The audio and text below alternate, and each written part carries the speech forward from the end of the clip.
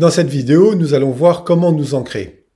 Mais avant de répondre à cette question, nous devons savoir ce qu'est l'ancrage et nous devons comprendre pourquoi il est préférable de s'ancrer. L'ancrage, que l'on peut aussi assimiler à l'enracinement, est une notion que l'on trouve beaucoup dans les arts martiaux. C'est cette capacité à se tenir solide sur ses appuis, équilibré, stable.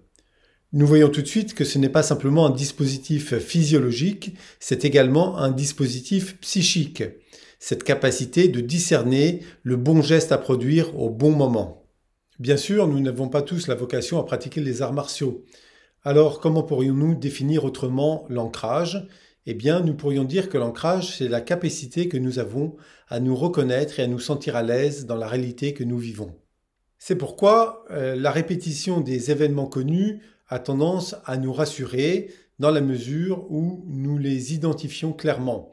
Mais lorsque nous faisons face à des situations totalement nouvelles, inédites, eh bien, nous pouvons nous sentir déracinés. Cela, non pas parce que l'événement est nouveau en soi, c'est simplement parce que notre psychologie s'est établie autour de la mémoire que nous avons des choses, et cette mémoire nous sert de base d'ancrage dans notre vie.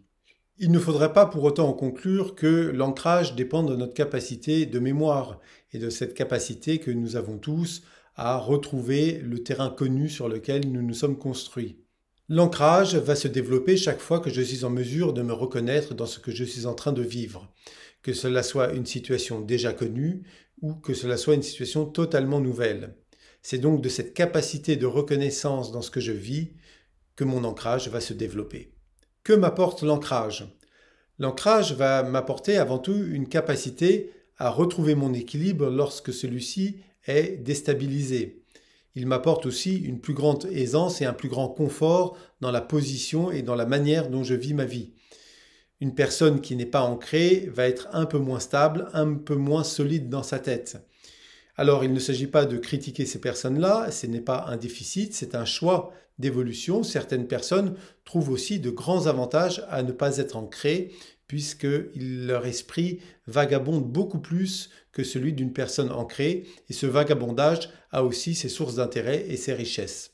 Autre avantage, l'ancrage permet une certaine souplesse d'esprit, c'est-à-dire qu'une personne qui est bien ancrée dans sa vie va avoir une certaine facilité à changer d'idée, à s'adapter dans sa pensée et dans ses actes aux situations nouvelles, contrairement à une personne qui n'est pas ancrée, qui va avoir tendance à développer une psychologie plus rigide et qui va avoir tendance à se sentir menacée chaque fois qu'une situation vient interroger les fondations de son action ou de sa pensée.